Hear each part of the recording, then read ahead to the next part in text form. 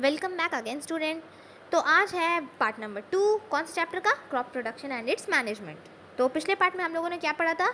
हम लोगों ने पढ़ा था कि क्रॉप प्रोडक्शन क्या होता है, एग्रीकल्चर क्या होता है, एग्रीकल्चर प्रैक्टिसेस क्या होती है। ठीक है, अब एग्रीकल्चर प्रैक्टिस के बाद हम लोग चलते हैं थोड़ा आगे। एग्रीकल्चर प्रैक्टिस क्या होती है उसको थोड़ा सा मैं समराइज़ कर देती हूँ। एग्रीकल्चर प्रैक्टिस का मतलब होता है वो एक्टिविटी जो एक किसान करता है अपने खेत में। ठीक है, वो सारे एक्टिविटी जो किसान अपने खेत में करता है ताकि उसका क्रॉप उगे, उसका जो भी वो क्रॉप लगाया है उसका प्रोडक्शन हो और वो अच्छे से स्टोर हो पाए, उसमें इरिगेशन जो भी चीज़ दरकार है, जो भी काम वो करता है अपना खेती में, उसको बोलते हैं एग्रीकल्चर प्रैक्टिसेस। ठीक है, नाम से पता चल रहा है एग्रीकल्चर प्रैक्टिसेस मतलब एग्रीकल्चर से रिलेटेड जितना भी काम एक किसान कर रहा है वो है एग्रीकल्चर प्रैक्टिसेस। ठीक है, इसमें ज़्यादा कंफ्यूज होने का दरकार नहीं है, नाम से ही सब चीज़ पता चल जाता है, नाम से ही सारा काम हो जाता है। एग्रीकल्चर प्रैक्टिसेस, एग्रीकल्चर से जितना काम एक किसान कर सकता है वो है एग्रीकल्चर प्रैक्टिस। ठीक है, अब इसकी तरफ और आगे बढ़ते हैं, एग्रीकल्चरल प्रैक्टिसेस में थोड़ा सा और डीपली पढ़ते हैं। ठीक है, जैसे जैसे टाइम बीता वैसे वैसे फार्मर्स को पता चला कि अगर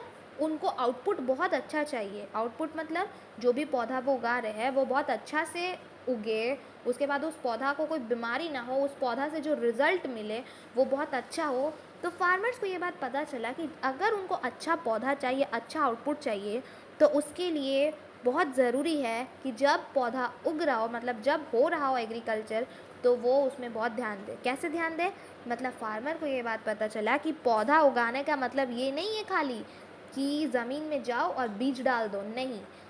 उसका मतलब है कि जब बीज डालो तो प्रॉपरली उस ज़मीन को पहले लेवल में करो, बीज को डालो, उसके बाद उसमें प्रॉपरली पानी डालो, उसके बाद पानी डालने के बाद उसमें फर्टिलाइज़र चाहिए कि मैन्योर चाहिए वो डालो, उसके बाद उसमें प्रॉपर इंसेक्टिसाइड्स पेस्टिसाइड्स डालो। इंसेक्टिसाइड पेस्टिसाइड मतलब जितना भी कीटाणु को मारने वाला चीज़ है वो सब डालो। उसके बाद जब वो हो जाए उसके बाद उसको प्रॉपरली हार्वेस्ट करो, मतलब काटो, काटने के बाद उसको प्रॉपरली स्टोर करो, मतलब इतना सारा प्रोसेस है। ठीक है, ये बात जैसे जैसे टाइम बीता वैसे वैसे किसान लोगों को समझ में है। ठीक है, तो ये है एग्रीकल्चर प्रैक्टिस के अंदर।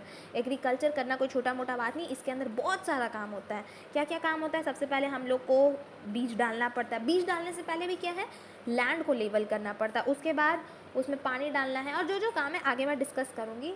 मोटी मोटी तौर पे आप लोगों को समझ में आ गया कि एग्रीकल्चर प्रैक्टिस का मतलब क्या? एग्रीकल्चर से रिलेटेड जितना भी काम किसान कर सकता है। ठीक है, अब जैसे जैसे क्रॉप उगता है, अच्छा ठीक है, आप लोगों को ये चीज़ पता होगा कि हर पौधा हर सीज़न में नहीं उगता है। ठीक है, जैसे हर फ्रूट, जैसे मैंगो, मैंगो क्या विंटर सीज़न में आता है? नहीं, बिल्कुल भी नहीं। क्यों? क्योंकि मैंगो समर फ्रूट है, वो खाली समर सीज़न में आता है। वैसे ही जितना भी क्रॉप है ना वो एक पर्टिकुलर सीज़न में आता है, सीज़न वाइज चलता है ये लोग, उस सीज़न में वो टेम्परेचर होगा इसलिए वो पौधा उग रहा है, ये बात होता है। तो हम लोग अभी पढ़ने वाले मेजरली 2 टाइप ऑफ क्रॉप जो सीज़न पे बेस्ड है। क्या क्या है वो? Kharif crop and rabi crop. What are they? Kharif and rabi crops. ठीक है, तो क्या होता है खरीफ, क्या होता है रबी, उसको थोड़ा देखते हैं। खरीफ क्रॉप, इसके बारे में थोड़ा जान लेते हैं। खरीफ क्रॉप के अंदर क्या क्या आता है? पैडी, मेज, वीट, ये सब आता है। ठीक है, अच्छा खरीफ क्रॉप का एग्जाम्पल तो समझ लिए, पर ये खरीफ क्रॉप उगता कब है? खरीफ क्रॉप उगता है जून से अक्टूबर का टाइम में। जून से अक्टूबर मतलब कौन सा टाइम में? वो बारिश का टाइम में, वेस्टर्न मानसून, जब वेस्टर्न मानसून आ रहा होता है हम लोग इंडिया में, वही बारिश का टाइम जब गर्मी जा रहा होता है ना, जून से अक्टूबर के बीच का जो टाइम पीरियड होता है उस समय उगता है खरीफ क्रॉप। और खरीफ क्रॉप का क्या क्या एग्जाम्पल है? पैडी, मेज। ठीक है, अब हम लोग आते हैं दूसरे टाइप के क्रॉप में, क्या है? रबी क्रॉप। रबी क्रॉप कब उगता है भाई? रबी क्रॉप उगता है नवंबर से अप्रैल के बीच में। अच्छा, नवंबर से अप्रैल के बीच में मतलब उस समय तो बारिश नहीं होता है, इसका मतलब रबी क्रॉप को ज़्यादा बारिश का दरकार नहीं है। हाँ, रबी क्रॉप जो है मॉनसून इंडिपेंडेंट होता है, उन लोगों को मॉनसून का उतना इंतज़ार नहीं रहता है। ठीक है, इसका एग्जाम्पल क्या है? वीट, ग्राम, बार्ली, ये सब। ठीक है, अब ये छोटा सा टेबल जो आप लोगों के एनसीईआरटी में दिया हुआ है कि खरीफ क्रॉप का सीज़न क्या है, रेनी सीज़न, टाइम पीरियड जून से अक्टूबर, एग्जाम्पल क्या है, जो जो मैंने बताया वही चीज़ है। ठीक है, अब एक डू यू नो, रबी जो वर्ड है, रबी क्रॉप जो रबी वर्ड है वो कहाँ से लिया गया है? ये चीज़ तो पता है आप लोगों को कि रबी हो चाहे खरीफ हो चाहे कोई भी वर्ड हो, या तो लैटिन लैंग्वेज से आता है या तो स्पेनिश लैंग्वेज से आता है या तो अरेबिक लैंग्वेज से आता है। ठीक है, तो रबी जो वर्ड है ना वो अरेबिक लैंग्वेज से आया है। अरेबिक में रबी का मतलब क्या होता है? रबी का मतलब होता है स्प्रिंग सीजन। और ध्यान से देखा जाए तो रबी क्रॉप जो है नवंबर से अप्रैल के बीच में आ रहा है ना भाई, स्प्रिंग सीजन ही हुआ ना।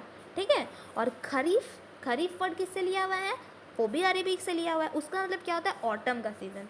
तो समझ में आ गया ना, खरीफ को ऑटम क्यों बोला जाता है, क्योंकि भाई वो भी तो ऑटम के सीज़न में ही उगता है, ठीक है।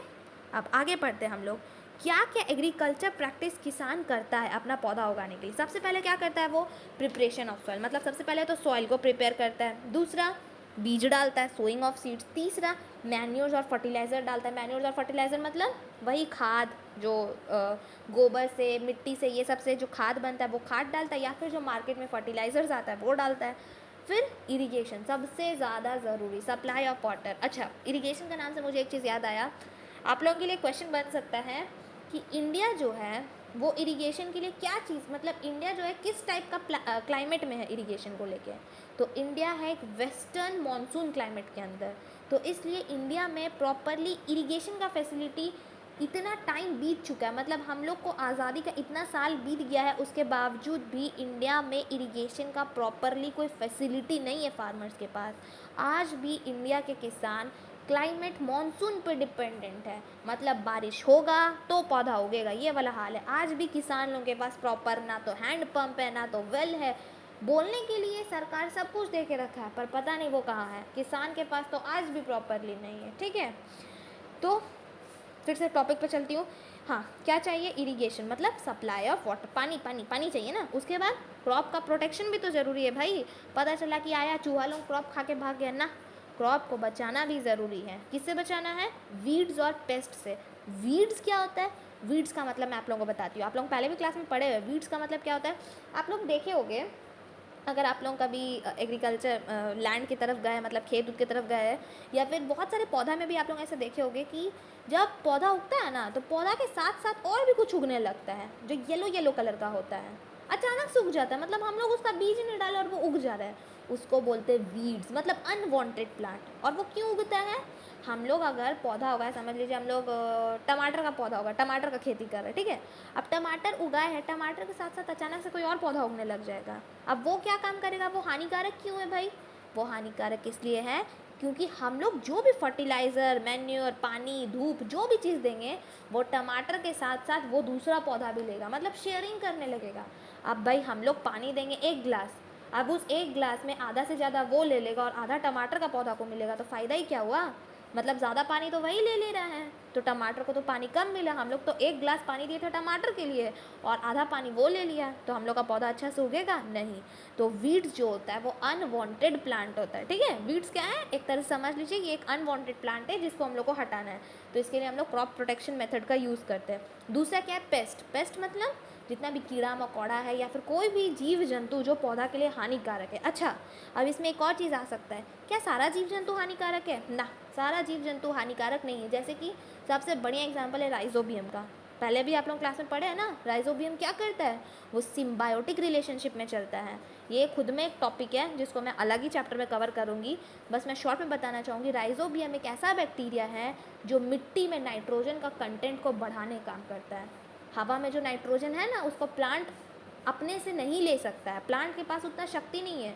हम लोग का हवा में 21% नाइट्रोजन है, बहुत नाइट्रोजन है, पर प्लांट उसको हवा से नहीं खींच सकता है। प्लांट को दरकार है कि उसके लिए हवा वाला नाइट्रोजन को कोई मिट्टी में ला दे, तो वो काम कौन करता है, राइजोबियम करता है। तो राइजोबियम एक ऐसा बैक्टीरिया है जो प्लांट के लिए बहुत अच्छा है। बोला जाता है ना, हर सिक्का का 2 पहलू होता है, अच्छा तो बुरा। तो कोई बैक्टीरिया है जो प्लांट के लिए बहुत ख़राब है और कोई बैक्टीरिया है जो प्लांट के लिए बहुत अच्छा है, ठीक है। उसके बाद क्या करते हैं हम लोग, क्रॉप प्रोटेक्शन तो हो गया भाई, अब बस क्रॉप का कर दो छटनी, मतलब हार्वेस्टिंग। क्रॉप को काटा जाता है, उसके बाद क्रॉप काटने के बाद उसको प्रॉपरली स्टोर करना है, स्टोर करते हैं क्रॉप को, ठीक है। फिर से मैं सबको समराइज़ कर देती हूँ। 2 तरह का क्रॉप होता है, खरीफ क्रॉप और रबी क्रॉप। खरीफ क्रॉप जो है रेनी सीजन में उगता है, जून से अक्टूबर के बीच में। एग्जाम्पल क्या क्या है, पैडी, मेज, सोयाबीन, ग्राउंडनट, ये सब है। रबी क्रॉप जो है वो विंटर सीजन में उगता है। अच्छा हाँ, ये रबी जो वर्ड है वो अरेबिक लैंग्वेज से लिया गया है, जिसका मतलब है स्प्रिंग। रबी जो है वो कब उगता है, नवंबर से अप्रैल के बीच में। इसके एग्जाम्पल क्या है, वीट, मस्टर्ड या फिर लाइन सीड्स, ये सब है, ठीक है। और खरीफ जो है ये भी अरेबिक वर्ड से लिया गया, इसका मतलब है ऑटम, ठीक है। एग्रीकल्चर प्रैक्टिसेस में क्या क्या होता है, preparation of soil, sowing of seeds, addition of manure and fertilisers, irrigation, crop protection, harvesting और स्टोरेज। समझ में आ गया।